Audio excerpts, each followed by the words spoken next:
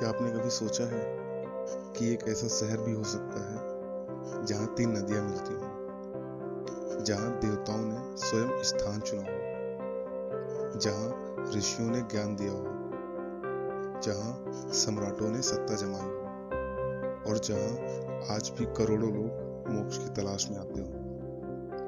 एक ऐसा शहर जो समय के साथ बदला लेकिन कभी टूटा नहीं।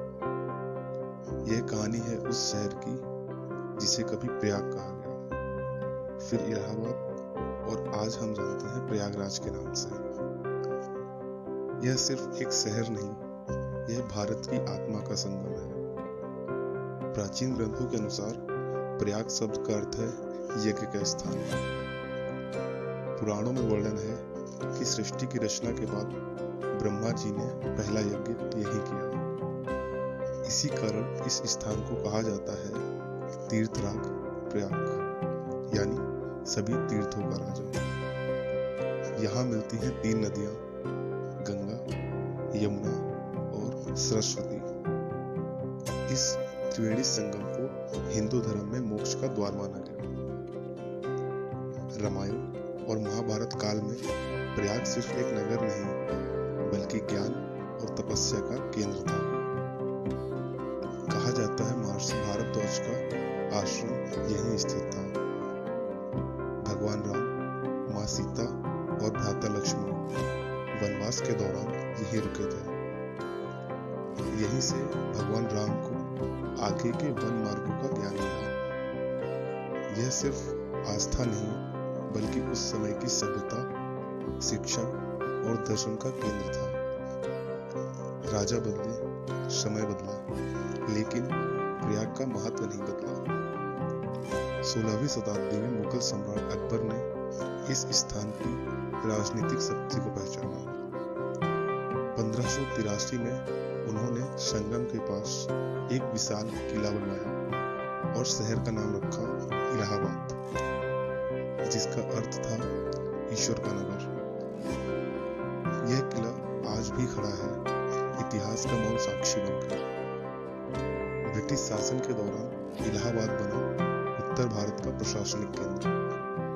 न्याय और कानून की रीढ़, शिक्षा और विचारधारा का गढ़। उच्च न्यायालय और इलाहाबाद विश्वविद्यालय, जिसे कहा गया पूर्व का ऑक्सफोर्ड, वे भी यहीं स्थित है। यहीं से निकले पंडित जवाहरलाल नेहरू, इंदिरा गांधी और लाल बहादुर शास्त्री। यह शहर सिर्फ शासन नहीं करता था, यह देश का भविष्य गढ़ता था। अल्फ्रेड पार्क, जहां आजादी ने कीमत चुकाई। इलाहाबाद का एक पार्क इतिहास में खामोशी से बोलता है। पहले नाम था अल्फ्रेड पार्क, आज चंद्रशेखर आजाद पार्क।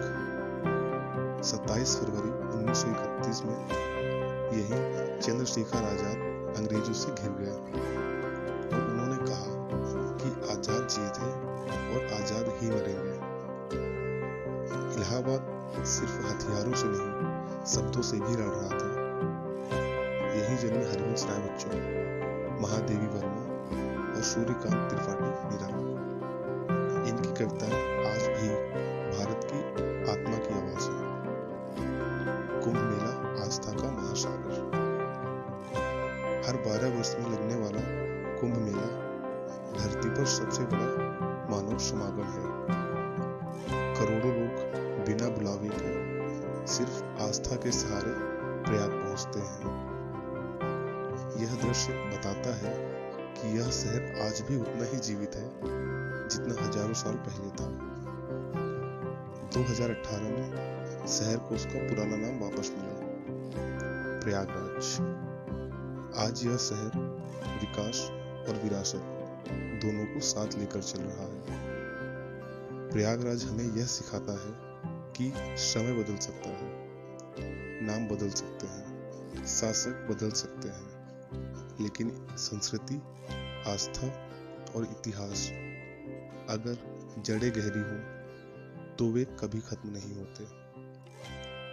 जब आप अगली बार गंगा, यमुना और सरस्वती के संगम को देखें तो याद रखिएगा, आप सिर्फ पानी नहीं देख रहे हैं, आप हजारों सालों का इतिहास बहता हुआ देख रहे हैं।